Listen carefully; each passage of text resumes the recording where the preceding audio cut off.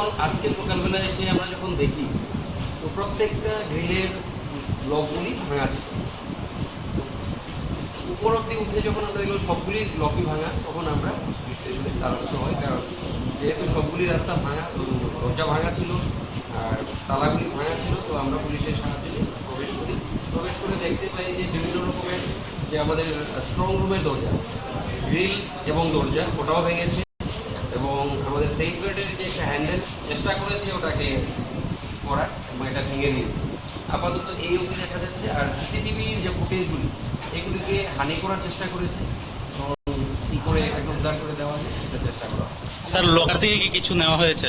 এখন অবধি আমরা সেটা দেখিনি, কারণ লোকারটা খুঁজতে পারেনি ওরা, টাকা সেফ আছে।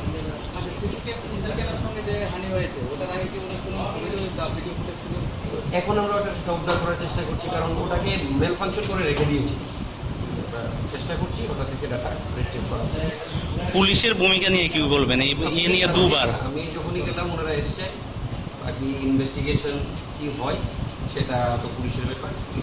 পুলিশ তো আপনার খবর জানা, এটা তো দেখুন, এটা পুলিশ প্রশাসন বা যারাই আছেন এইসব নিয়ে ওনারাই দেখবেন।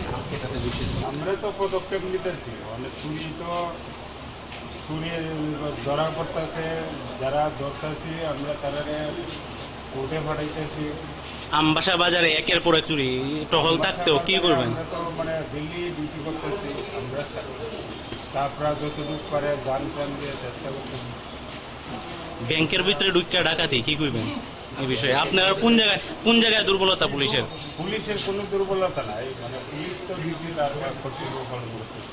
আমরা কর্তব্য পালনে তখন আমরা দেখবো যে ব্যাংকের মধ্যে সিসি ক্যামেরা আছে, এই ফুটেজগুলো দেখুন আবার কারা কীভাবে ঢুকছে। প্রত্যেকবারে আমরা মোবাইলে থাকি, স্টাফ থাকে, পেট্রোলিং দেয় অনেক দিকে যাইলে ভিডিও যদি স্টাফ তো আর মানে বিভিন্ন জায়গাতে কি কি নিচে মনে করতেছেন? না না, ওখানে তো মানে পরিষ্কার দেখতে লোকার কি ভাঙতে পারছে? না টাকার লোকার ছাড়া